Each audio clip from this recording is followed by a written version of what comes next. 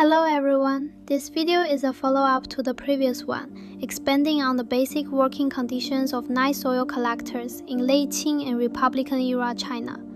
As mentioned in the last video, by the later stages of its development, the night soil trade had already become a mature industry with its own hierarchy and organization. The night soil collectors of Beijing were not simply the lowest laborers in the city.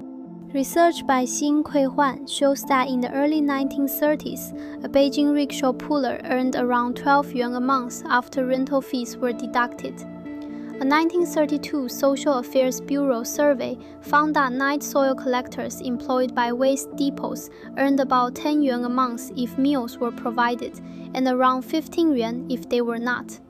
In 1935, the Beiping Morning Post also estimated their monthly income at around 13 to 15 yuan. For comparison, sanitation workers employed by the Hygiene Bureau earned around 7 yuan a month, statistical survey workers around 10 yuan, and third-class police officers around 10 yuan. But the income of night soil collectors was unstable, and it was not determined entirely by the amount of labor they performed.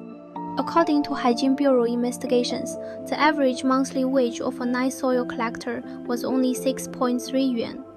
The rest depended on basic food and lodging provided by waste merchants, as well as tips from residents, cleaning fees for the buckets, snack money, and other small payments. In some districts, if the total amount of tips from residents exceeded 10 yuan, the merchants would even lower the collector's fixed monthly wage to only 2 or 3 yuan. So what did a typical workday look like for a night soil collector? Usually, collectors left around 5 a.m. Between 9 and 10 in the morning, they delivered the waste to collection depots and then ate their meals. They returned to work again at noon and finished around 5 or 6 in the evening. After delivering a cart of waste to the depot, they usually did not receive cash immediately. Instead, they were given a bamboo token. The bamboo token was essentially a bookkeeping voucher. It represented how much cargo you delivered today. At the end of the month, wages were settled according to the current market price. But this market price was often controlled by the waste merchants themselves. As a result, merchants could manipulate wage fluctuations or even withhold payment entirely. Whoever controlled the collection routes, the waste depots, and the transportation rights was the one who truly controlled the distribution of profits. Later, the Beiping government began restricting the hours during which waste carts could move through the city.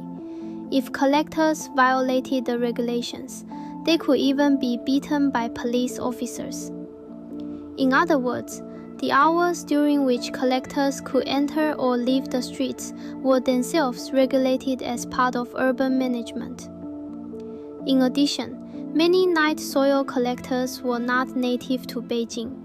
Most came from nearby parts of Shandong and entered the trade through networks of relatives and fellow villagers. Some lived inside waste depots or in the homes of waste merchants, while more crowded into shared dormitory-style housing. Their daily meals were also usually provided by the depots.